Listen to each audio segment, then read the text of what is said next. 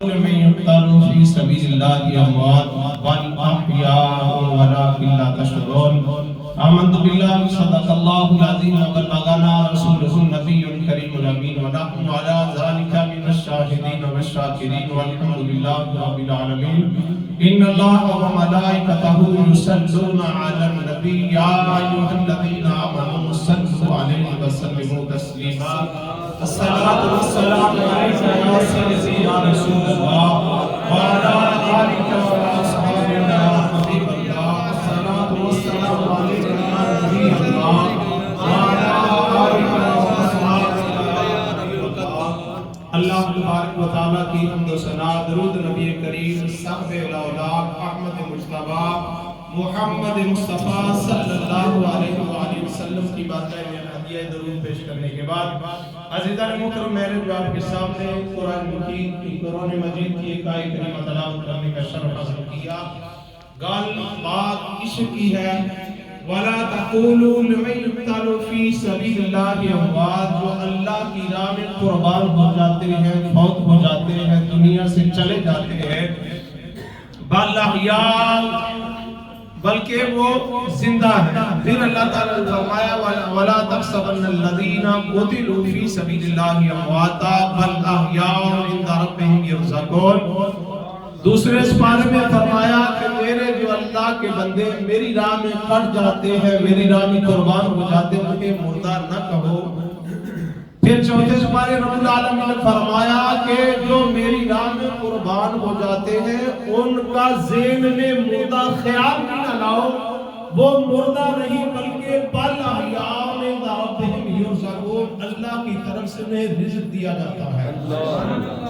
اللہ کا ولی ہو، شہید ہو، اللہ والا کوئی ہو، ولی کامل ہو، جب وہ دنیا سے پردہ فرماتا ہے اس کی روح آزاد ہو جاتی ہے. رب فرماتا ہے جو میرا ہو جاتا ہے میں اس کا ہو جاتا ہوں. بات اس طرح ہے جب وہ دنیا سے چلا جاتا ہے، جب چاہے جہاں چاہے جس کی مدد کرنا چاہے، جس سے کرم کرنا چاہے وہ کر سکتا ہے، کیونکہ اللہ کی طرف سے اسے پرواز مل جاتی ہے. اسی طرح عزیزان محترم خادم حسین رضوی آپ کی عظمت میں قربان جائیے ایک واقعہ نقل کر کے کہ غازی علم دین شہید آپ کی عظمت میں قربان جائیے. نصیبوں والوں کو یہ عظمت یہ مقام ملتا ہے.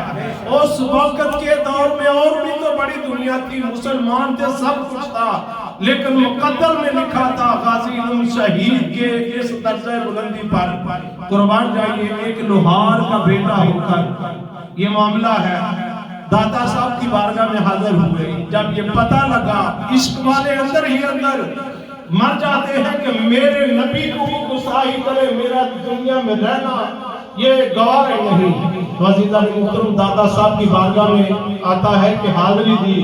وہاں سے کرم ہو گیا کہ یہ ڈیوٹی آپ کی لگائی گئی ہے. آپ نے چھڑا لیا اس راج پال بدبخت لائن کو واصل جہنم کر دیا.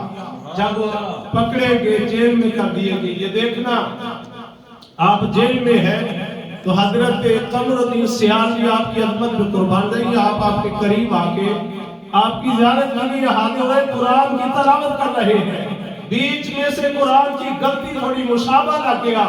غازی علم دین شہید نے مشابہ بتا دیا. حضرت صاحب ایسے نہیں ایسے ہے.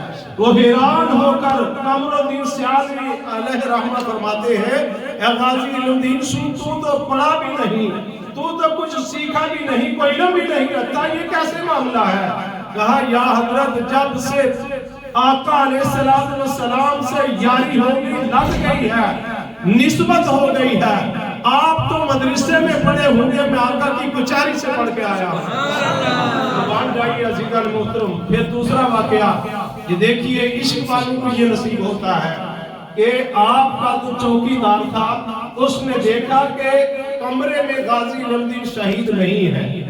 پھر تھوڑا وقت گزرا تو آپ کمرے میں تشریف فرما ہے. تو وہ چوکیدار پوچھنے لگا یا حضرت آپ کمرے میں نہیں تھے، کہاں گئے تھے؟ کہا اس بات کو رہنے دو، عشق والے یہ سارا دنیا کو نہیں بتاتے، اپنے اندر بات رکھتے ہیں. کہا یا حضرت بتایا تو جائے. کہا پھر سن لو، میں جس کے لیے اس جیل میں آیا ہوں، جس بدبخت لائن کو قتل کیا ہے، جس ذات کے لیے میں اس محفل میں آیا تھا اس کملی والے نے مجھ پہ کرم فرمایا ہے، اپنے پاس بلایا تھا اور کہا غازی الدین اب سنا، سولی کے رسے پہ لٹکنا چاہتے ہو یا بچنا چاہتے ہو؟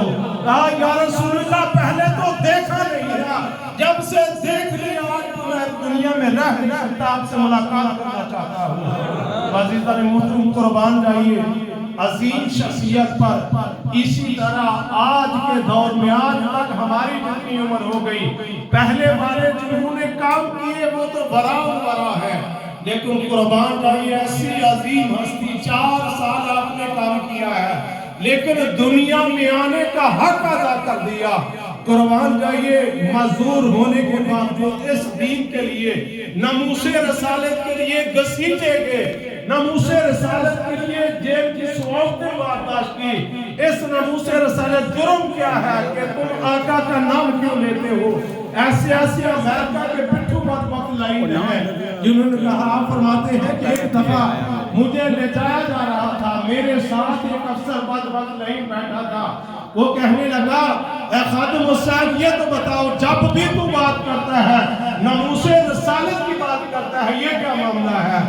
آپ نے بڑا سنہری حروف میں لکھنے والے لفظ میں کہا اے بدبخت افسر تجھے یہ پھول لگے ہوئے ہیں، تو بھی کسی کی نوکری کرتا ہے، تو بھی کسی سے تنہا لیتا ہے، لیکن میں یہ پھول لگائے ہوئے میں بھی آقا سے تنہا لیتا ہوں، آقا کی نوکری کرتا ہوں، تجھ سے جو ہو سکے کر لے، میں جو کرنا چاہتا ہوں ان کے لیے کر سکتا ہوں۔